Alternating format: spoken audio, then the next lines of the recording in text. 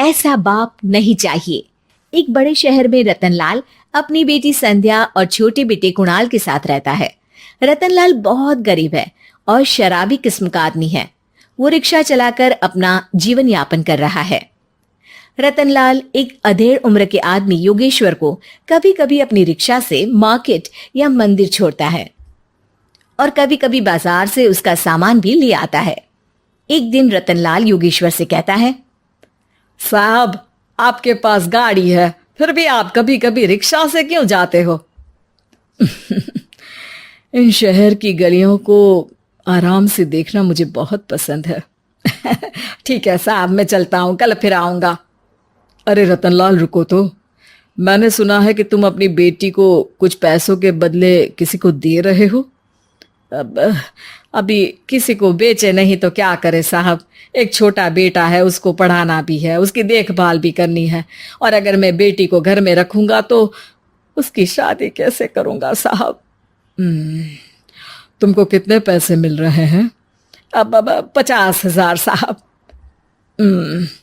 देखो, मैं तुमको पूरे 20 लाख रुपए देता हूँ। तुम अपनी बेटी संध्या को मुझे दे दो। हैं? 20 लाख? धन्यवाद साहब, धन्यवाद। मैं कल ही उसे आपके पास छोड़ जाऊंगा साहब। अगले दिन रतनलाल संध्या को हमेशा के लिए योगेश्वर के यहाँ छोड़ आता है और बदले में 20 लाख रुपए लेकर घर आ जाता है। रतनलाल जिंदगी में पहली बार इतने पैसे पाकर बौखला गया। उसने एक अच्छा घर लिया। कुणाल, अब हमें कोई चिंता नहीं है, तो अब अच्छे से पढ़, खूब मन लगाकर पढ़ाई करना। पापा, मुझे पढ़ाई करना अच्छा नहीं लगता। अरे तूने अगर ज्यादा बकवास की ना तो बहुत मारूंगा। कल से तू अच्छे स्कूल में जाएगा तो जाएगा, हाँ बस। कुणाल का एडमिशन एक अच्छे स्कूल में हो जाता है, लेकिन आए दिन स्कूल से शिकायत आती ही रहती है। 10 साल बाद एक दिन प्रिंसिपल मैडम रतनलाल को स्कूल में बुलाती है। रतनलाल, आपका बेटा कुणाल बहुत आवारा हो गया है और ये बिल्कुल भी पढ़ाई नहीं करता है, बल्कि उसका दिमाग गलत कामों में जा रहा है। अब मैं उससे बात करूंगा मैडम। ठीक है, आज ये आखिरी मौका है, अगली बार तो मैं उसे स्कूल से ही बाहर निकाल दूंगी। रतनलाल घर आ जाता है और कुणाल से कहता है, कुणाल बेटा, मैं तुम्हारे ऊपर इतना पैसा लगा रहा हूं, फिर भी तुम स्कूल में सही से क्यों नहीं पढ़ते हो? आप तो रहने ही दीजिए, मैं सब जानता हूं कि ये पैसा कहां से आया है। और वैसे भी अब ये पैसा मेरा है, मेरा जो भी मन होगा मैं करूंगा। आज के बाद मैं कभी स्कूल नहीं जाने वाला। रतनलाल को अपनी बेटी की याद आती है और वो रोने लगता है। 5 साल बाद कुणाल एक दिन एक लड़की को शादी करके घर ले आता है। पिताजी, ये मेरी पत्नी है स्वीटी। तुमने शादी कर ली?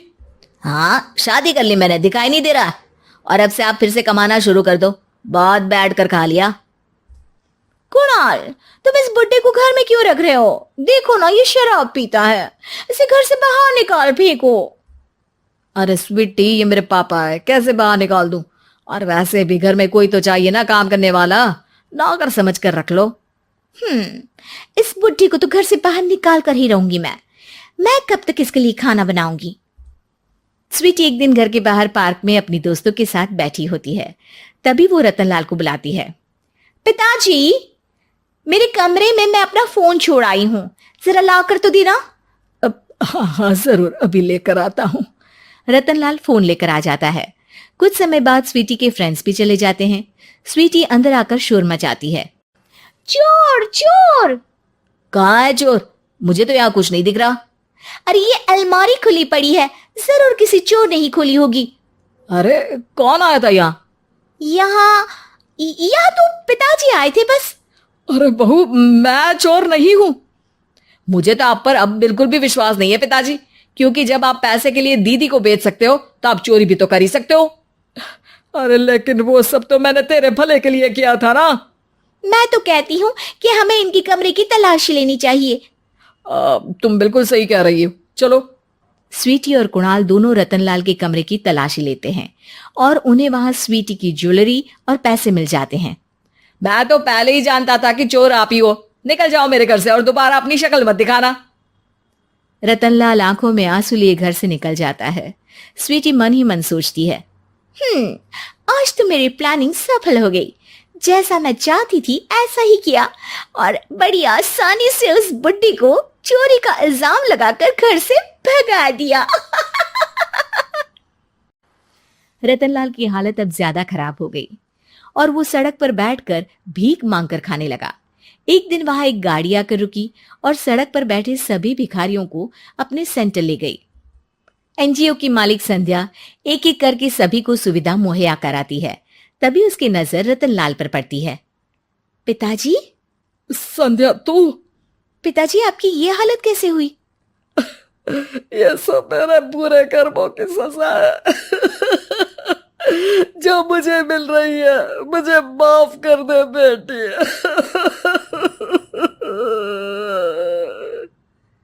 पिताजी, मैं आप पर बिल्कुल भी गुस्सा नहीं हूं, क्योंकि आपने मुझे यहां भेजकर अच्छा ही किया। मेरी जिंदगी बदल गई। लेकिन ये सब हुआ कैसे बेटा? आप ये नए कपड़े पहनो, तब तक मैं योगेश्वर अंकल को बुला कर लाती हूँ। योगेश्वर अंकल? हाँ अंकल। योगेश्वर जी ने तुझसे शादी नहीं की थी? नहीं तो पापा, उन्होंने तो मुझे पढ़ा लिखा कर इस काबिल बनाया है कि मैं आज सबकी सेवा कर पा रही हूँ। रतनलाल पश्चाताप करके रोता रहता है। तभी योगेश्वर भी वहां आ जाता है। रतनलाल जी, आपकी ये हालत कैसे हुई? इतने सारे पैसों के बावजूद भी? क्योंकि मैंने बेटे और बेटी में भेदभाव किया था। लेकिन आपने ये कैसे किया? मुझे ये जानना है, बताइए। सालों पहले जब संध्या छोटी थी, तब मैंने एक बार एक आदमी से तुम्हें बात करते हुए सुना था, जो कुछ पैसों में संध्या को तुमसे खरीद कर शादी करना चाहता था। मैं उस समय एनजीओ में बच्चों के लिए ही काम कर रहा था और मैं किसी भी लड़की की जिंदगी खराब होते नहीं देख सकता था। इसलिए मैंने अपने जीवन की कमाई का एक बड़ा हिस्सा तुम्हें दे दिया था। सच में कितना गलत था मैं। मुझे माफ कर दो। अब आप दोनों मेरे साथ घर चलो और आज मैं अपना सच्चा प्रायश्चित करना चाहता हूं। योगेश्वर और संध्या रतनलाल के साथ घर जाते हैं। स्वीटी दरवाजा खोलती है। चोर भिखारी, तू फिर से आ गया? चल भाग यहाँ से बुड्ढे। ये घर तुम्हारे बाप का नहीं, मेरा है। बाहर निकलो यहाँ से। रतनलाल कुणाल और संध्या को घर से बाहर निकाल देता है। योगेश्वर जी, अब ये घर आपका है और अब आप यहाँ एक और एनजीओ खोल सकते हैं। शायद अब ये सच्चा प्रायश्चित है। संध्या अपने पिता के गले लग जाती है।